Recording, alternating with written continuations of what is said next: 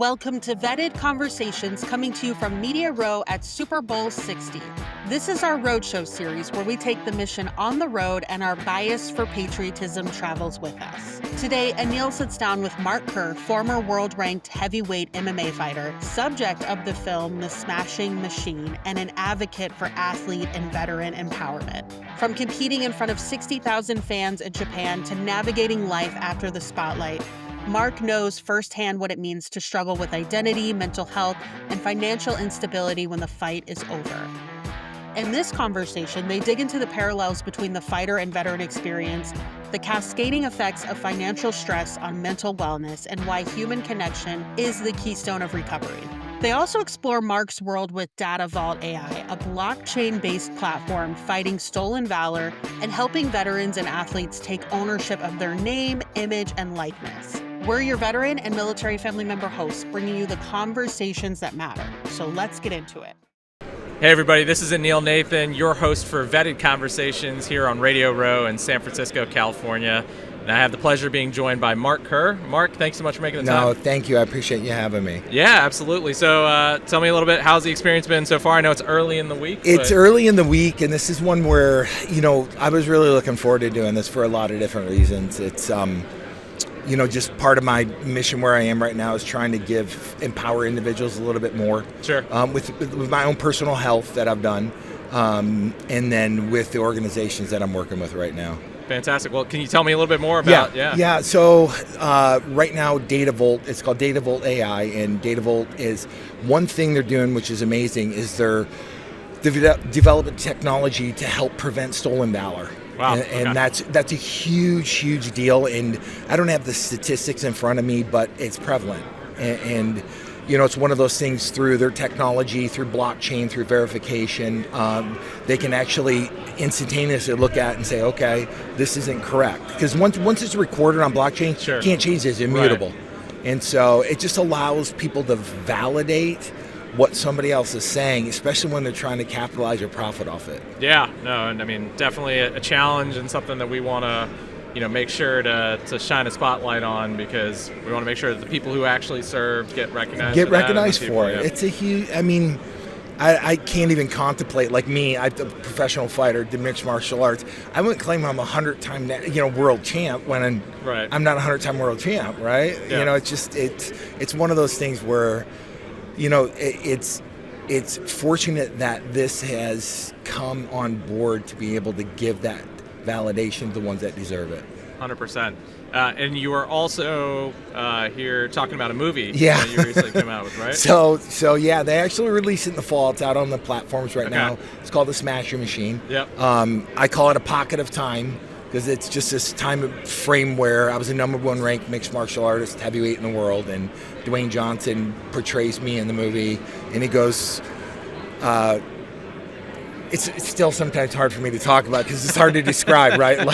No big deal, Dwayne Johnson. Yeah, that's all that old nugget, Yeah. So it's been a great experience. It's out on, I think HBO Max has it now, and it'll play, it'll play for a while. That's incredible. Yeah, and I heard, I think it was Christopher Nolan was talking about how much he thought that The Rock's performance was like one of the best performances he's seen. It's incredible. Like Matt Damon and Ben Affleck, they talked about it on Joe Rogan just a couple weeks ago. And it's this, for somebody to be, to acknowledge like another person's profession that's in that same profession, for an actor to acknowledge another actor's portrayal of something, it's a big deal. Right. It's a big deal. Yeah. Tell me, what is the kind of ethos of the story and kind of obviously about you and your story in mixed martial arts? It goes through just a time period where, mixed martial arts was still trying to be organized. It still had not turned into what everybody sees on TV now, and it's a time period where it was just starting to gain traction, and huge events in Japan. Japan did live audiences, so I've done events in Japan where it's been 60,000 people. Yeah. I go, you want to check yourself, walk in hot shorts, right? Hot pants, no shoes on, and in a ring with another dude. That'll check your fear, right? Yeah, I bet. Yeah. Well, it's interesting. MMA is obviously hugely popular in the military and veteran community. And one of the things that we always talk about, because we're an organization of veterans and military family members, is building connections and creating opportunities for people to come together. Yeah. And football is obviously a great one for that. MMA is great for that. So, yeah. It's there's a lot of things, and I'm involved with Datavolt, like I said, and Datavolt has another page, and the other page is they partner with Sports Illustrated. And Sports Illustrated right now we're developing a way to have like me, a fighter. At the time, I didn't have control over my name, image, or likeness. Oh, okay. Right? Like somebody made millions and millions of dollars off of that. I didn't make a dime. And so now through Datavolt, what they're doing is they're allowing the individual to take control of those assets and do more with it. And it's like building, when you allow somebody to build that out, it's for me, it would have changed my whole life. It would have changed my whole life. Sure. It would have given me opportunities financially that would have put me in a way better position post-competitively. Yeah. No, that's I think it's a great mission, and clearly very timely for everything that's going on. Yeah, it is, because a lot of it, my mental health. You want to put me in stress, put me in financial stress, right? Sure. Because that's part of the whole envelope of mental health. Yeah. Right. Yeah. I mean, it's hard to be focused on taking care of yourself if you're constantly worrying about housing insecurity. Right. Right. Turns into food insecurity, financial insecurity. I mean, it's a whole cascading effect. Yeah. So if you're able to help stabilize those one aspect of it, it just helps stabilize your whole entire base of wellness and mental health. And it's a big deal, because it's just one where, after I fought, I struggled with trying to figure out who I was. I've had friends that left the military. They struggled to figure out who they are outside of the military. Sure. And so, organizations that come together and help pull that community together, it helps. It's huge. It's incredibly important. It's like my keystone to my whole entire recovery is connecting with other people. Wow. Because it's hugely important. It's more valuable to me than any physical asset that I have. Right. Yeah, and I think we see that in the veteran community as well, and obviously a lot of the challenges that veterans and military family members face post-service or kind of throughout their lives. Creating the connection, creating the community of support and ability to to kind of find other folks that share those experiences is what helps you get through it. Yeah, it's just, I always would joke, I go, I wouldn't stand next to the water cooler and talk about one of my fights, like beating the crap out of this guy. But I can share that experience when I have that connection with somebody. Go, hey, I need to talk to you, and I'm having a bad moment. The ability to connect and share those parts of me that normally are guarded. Yeah. So it's this whole entire journey. Sometimes I go, I couldn't have written it. It's incredible. Well, we are part of what we are doing here this year. It is the 250th birthday of our country. Last year was the 250th birthday of the military, the Army, the Navy, the Marine Corps. And so we're doing a bit of celebrating America. Yeah. And so we're asking kind of everybody we talk to one question, which is, when you think of America, what is one word that comes to mind? Boy.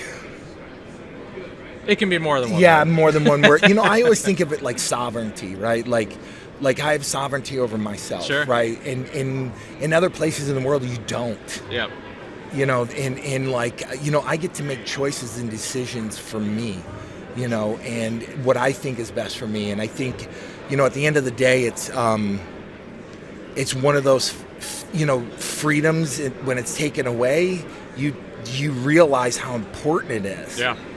And I think that's one of the things that gets lost sometimes, is that until something's taken, you don't realize how important it is, instead of appreciating how important it is, because it's important. Yeah.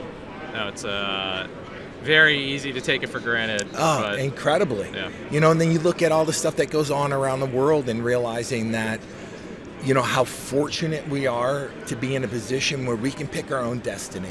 Yeah. We can choose a path that we want to walk on, and we can go down that path. And we have the freedom or the ability or the resources to do that. Sure. And I think a lot of times,